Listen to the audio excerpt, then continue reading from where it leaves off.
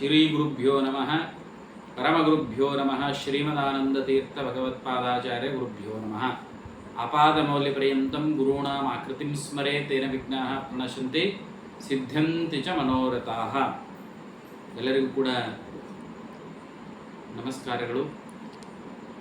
ವಿಶೇಷವಾಗಿ ದಿನಾಂಕ 14/5/2025 ಬುಧವಾರ ದಿವಸ ಗುರು ಮಿಥುನ ರಾಶಿಯನ್ನು ಪ್ರವೇಶ ಮಾಡಲಿದ್ದಾನೆ.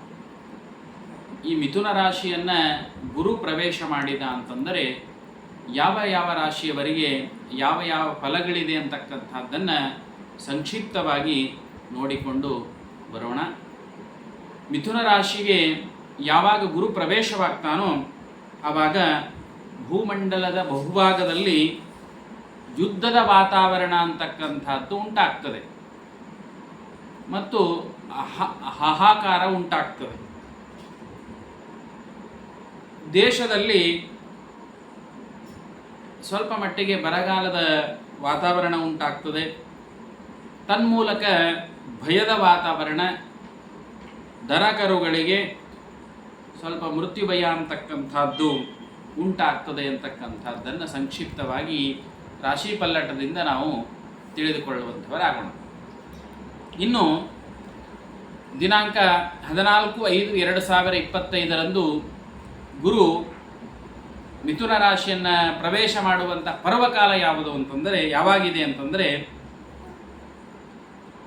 ರಾತ್ರಿ 23:20 ಗುರು ಮಿಥುನ ರಾಶಿಯನ್ನು ಪ್ರವೇಶ ಮಾಡಲಿಕ್ಕಿದ್ದಾನೆ. ಈ ಮಿಥುನ ರಾಶಿಯನ್ನು ಪ್ರವೇಶ ಮಾಡಿದ ಅಂತಂದರೆ ಮೀನ, ವೃಶ್ಚಿಕ ಮತ್ತು ಕರ್ಕ ರಾಶಿ ಈ ರಾಶಿಯವರಿಗೆ 4, 8 ಮತ್ತು 12ನೇ ಸ್ಥಾನದಲ್ಲಿ ಗುರು ಸಂಚಾರ ಮಾಡ್ತಾನೆ. ಅಂದರೆ ಮೀನ ರಾಶಿಯವರಿಗೆ 4ನೇ ಸ್ಥಾನದಲ್ಲಿ ಮತ್ತು ವೃಶ್ಚಿಕ ರಾಶಿಯವರಿಗೆ 8ನೇ ಸ್ಥಾನದಲ್ಲಿ ಮತ್ತು ಕರ್ಕ ರಾಶಿಯವರಿಗೆ 12ನೇ ಸ್ಥಾನದಲ್ಲಿ ಗುರು ಸಂಚಾರ ಮಾಡ್ತಾನೆ. ಈ ರಾಶಿಯವರಿಗೆ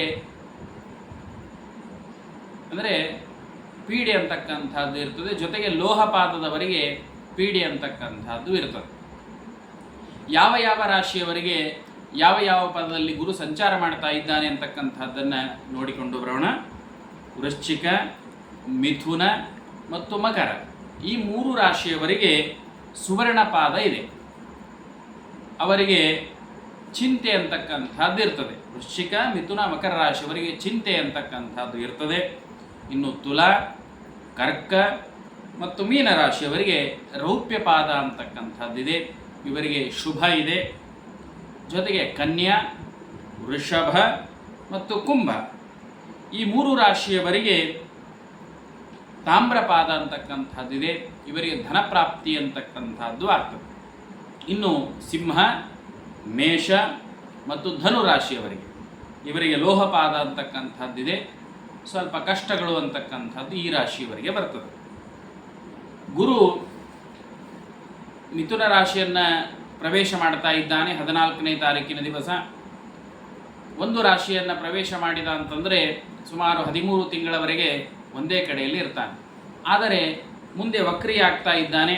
ಅಕ್ಟೋಬರ್ ತಿಂಗಳಿನಲ್ಲಿ ಮತ್ತು ಡಿಸೆಂಬರ್ನಲ್ಲಿ ಮತ್ತೆ ಮಿಥುನ ರಾಶಿಗೆ ಬರತಕ್ಕಂಥವನಾಗ್ತಾನೆ.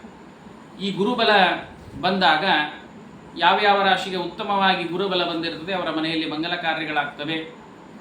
ಮನೆಯಲ್ಲಿ ವಿಶೇಷವಾಗಿರತಕ್ಕಂತಹ ಧನ ಸಂಪಾದನೆ ಆಗ್ತದೆ.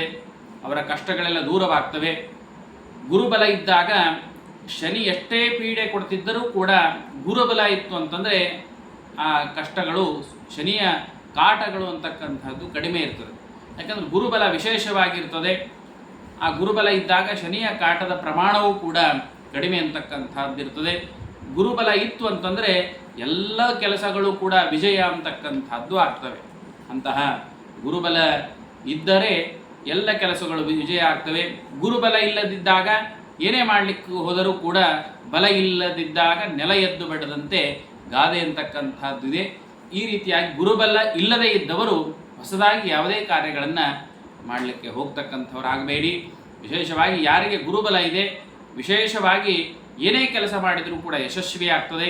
ಗುರುಬಲ ಇಲ್ಲದೇ ಇದ್ದವರು ಭಗವಂತನ ಮೇಲೆ ಭಾರವನ್ನು ಹಾಕಿ ತಾವು ಕೆಲಸವನ್ನು ಮಾಡ್ತಕ್ಕಂಥವರಾಗಬೇಕು. ಜೊತೆಗೆ ಯಾವ ಯಾವ ರಾಶಿಯಲ್ಲಿ ಯಾವ ಸ್ಥಾನದಲ್ಲಿ ಗುರು ಇದ್ದಾನೆ ಅಂತಕ್ಕಂಥದ್ದನ್ನು ನೋಡುವುದಾದರೆ, ಮೇಷರಾಶಿಯವರಿಗೆ 3ನೇ ಸ್ಥಾನದಲ್ಲಿ ಗುರು ಸಂಚಾರ ಮಾಡ್ತಾ ಇದ್ದಾನೆ.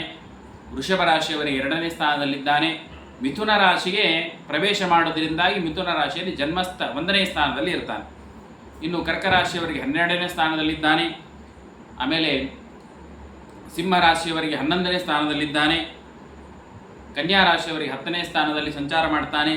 ತುಲಾ ರಾಶಿಯವರಿಗೆ 9ನೇ ಸ್ಥಾನದಲ್ಲಿ, ವೃಶ್ಚಿಕ ರಾಶಿಯವರಿಗೆ 8ನೇ ಸ್ಥಾನದಲ್ಲಿ, ಧನು ರಾಶಿಯವರಿಗೆ 7ನೇ ಸ್ಥಾನದಲ್ಲಿ ಮತ್ತು ಮಕರ ರಾಶಿಯವರಿಗೆ 6ನೇ ಸ್ಥಾನದಲ್ಲಿ, ಕುಂಭ ರಾಶಿಯವರಿಗೆ 5ನೇ ಸ್ಥಾನದಲ್ಲಿ ಮತ್ತು ಮೀನ ರಾಶಿಯವರಿಗೆ 4ನೇ ಸ್ಥಾನದಲ್ಲಿ ಗುರು ಸಂಚಾರ ಮಾಡ್ತಾ ಇದ್ದಾರೆ.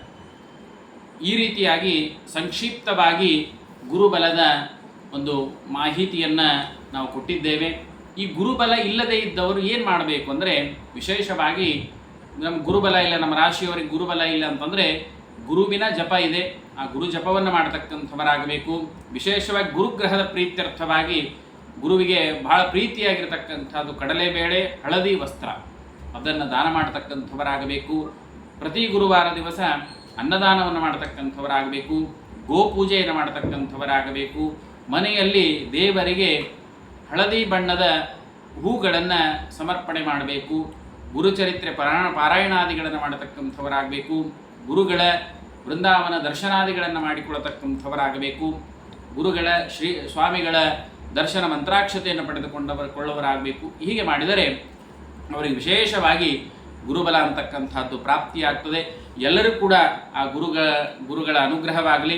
ಜೊತೆಗೆ ಗುರುಬಲ ವಿಶೇಷವಾಗಿ ಬರಬೇಕಾದರೆ ಪ್ರಾಣದೇವರ ಸನ್ನಿಧಾನ ಎಲ್ಲಿರ್ತದೆ, ಹನುಮಂತ ದೇವರ ಸನ್ನಿಧಾನಕ್ಕೆ ಹೋಗಿ ವಿಶೇಷ ಸೇವೆ ಮಾಡಿ ಬಂದರೆ ಆ ಗುರುಬಲ ಅಂತಕ್ಕಂಥದ್ದು ನಿಶ್ಚಯವಾಗಿ ಕೂಡ ಬರ್ತದೆ. ಎಲ್ಲರೂ ಕೂಡ ಭಗವಂತ ಸನ್ಮಾನಗಳನ್ನು ಉಂಟು ಮಾಡಲಿ.